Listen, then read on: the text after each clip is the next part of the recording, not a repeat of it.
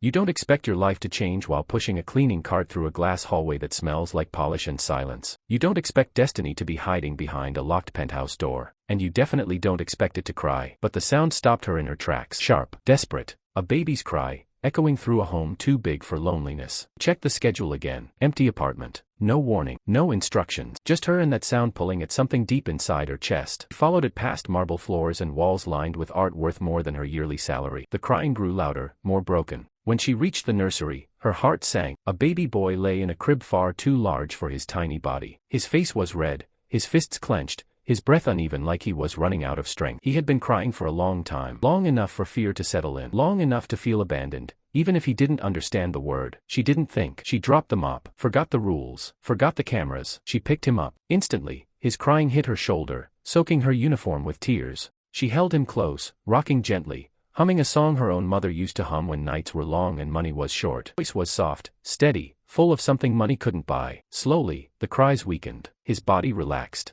His breathing found rhythm. Within moments, the baby was calm.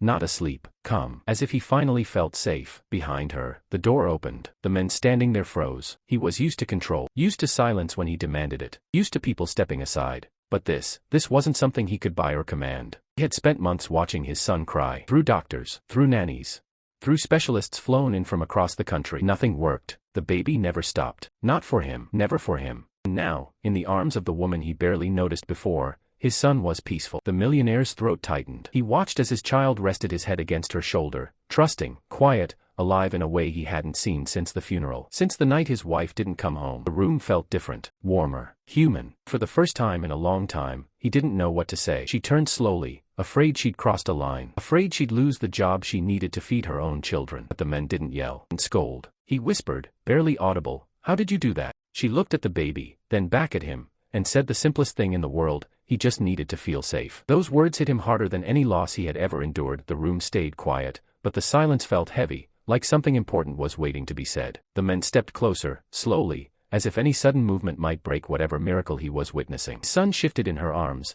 eyes half open, fingers curled around the edge of her sleeve. Still calm, still trusting. The millionaire swallowed hard. He hadn't held his own child like that in weeks. Every time he tried, the crying came back, loud and accusing, reminding him of everything he didn't know how to fix. "She cries all day," he said quietly, his voice stripped of authority. "Doctors say she feels my stress. Nannies quit. Nothing works." She listened, really listened, not as an employee, not as someone impressed by wealth, just as a human being. "Babies feel loss," she replied softly. "Even if they can't name it, they feel when someone is hurting." The words landed deep. He turned away for a moment, pretending to look out the window, but his reflection in the glass told the truth. Red eyes, a man exhausted from pretending to be strong. He had buried his grief in work, deals, numbers, meetings that never asked how he felt. He thought providing everything meant being enough. But standing there, watching his son breathe peacefully against her shoulder, he realized how wrong he had been. "May I?" he asked, unsure, pointing at the baby. The question surprised them both. He had never asked permission in his own home before. Carefully, she guided his arms, showing him how to hold his son close,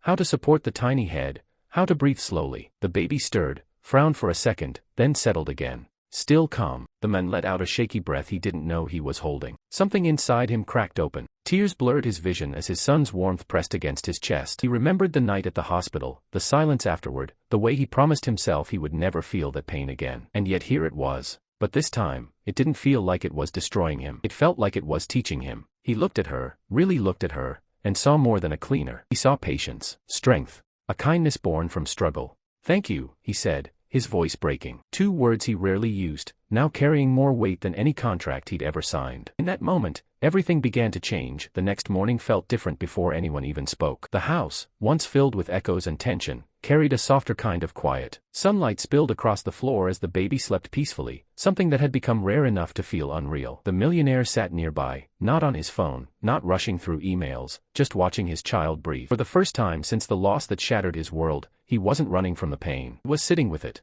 She arrived as usual, quietly, expecting another long day of cleaning rooms no one truly lived in. But when she stepped inside, she froze. He was already awake, waiting, not as a boss, as a man who had something to say. "I stayed home today," he told her. "Canceled everything." He almost laughed at himself. "Didn't know I could do that." She smiled gently, understanding more than he realized. They spoke while the baby slept. About grief. About how life doesn't stop when your heart breaks.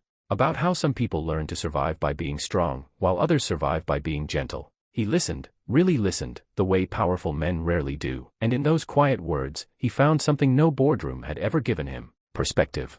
I thought money could protect us, he admitted, but I couldn't protect my own child from my sadness. His voice trembled, but he didn't hide it this time. She didn't rush to comfort him. She let the truth exist. That, somehow, made it easier to breathe.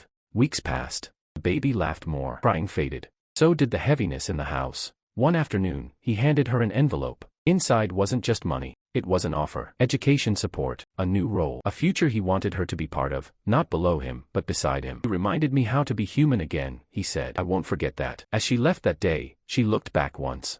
The men stood there holding his child, smiling, finally present. What changed him wasn't success. It wasn't wealth. It was a quiet moment, a calm baby, and a woman who walked into clean, but ended up healing a family that didn't know how broken it was.